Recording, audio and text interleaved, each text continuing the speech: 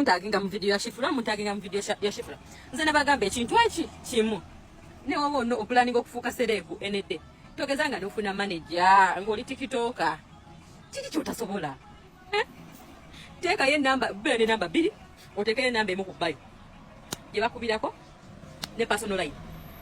kuwe kwasaganyiza ofati no bwa manager managing what Akatambika Phoebe ngenda kakuterako paka je kagwera naye baminsa batukube empola mpola saba tukube empola mpola bana Uganda tubere bakakamu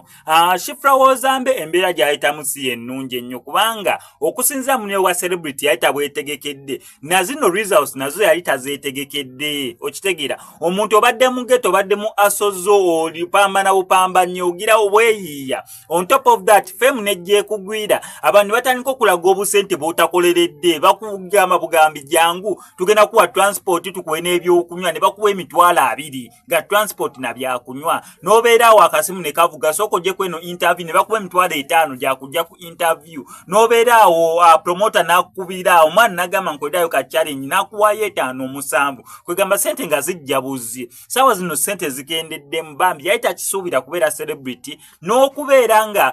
fame egende ekendera nakyabadde takisuubira omwana ontuizo mutwala mu depression ge mazima ga Katonda singa tetwekwasaganya bulungi omwana ono tuyinza omukuba stress ey'amaanyi neevirako n'okwekola ekintu so saba Shifra tumukwate mpola mpola tumulage kubo tomanya tuyinza n'omufunirawo ekintu ekirala yes nava mu mataala naye nasigala nga ali bulungi nnyo ne mbongo nga asigadde ali bulungi naye tunayitiriza okumukuba nakyo kijja mutwala wala okitegeera yes teyali celebrity fenna tukimanyi naye ate tetumukuba nnyo tulime ate tetumuteeke mu mbeera gye tunamusangamu ate tandika okwekwasa ebirala bambi tumukube mpola mpola akatamika nkakutereko okuba gye katandikira atengeera agisebugwawo avuddeyo okubeera nga akunazaako ennaku gwe wennaayita mu kusomozebwa okwenjawulo ng'akulombereddwa olina bizibu bya business onoonya mulimu visa relationship ebizibu byonna ebyenjawulo ajasobola bulungi nnyo okubeera nga akulombereddwa ng'omukubirako ku namba yeeyo ey'essimu mukwatagane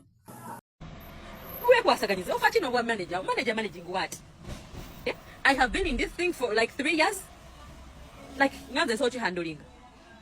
Truly. Now the social handling. People call me, I pick up, we talk, what's up? No,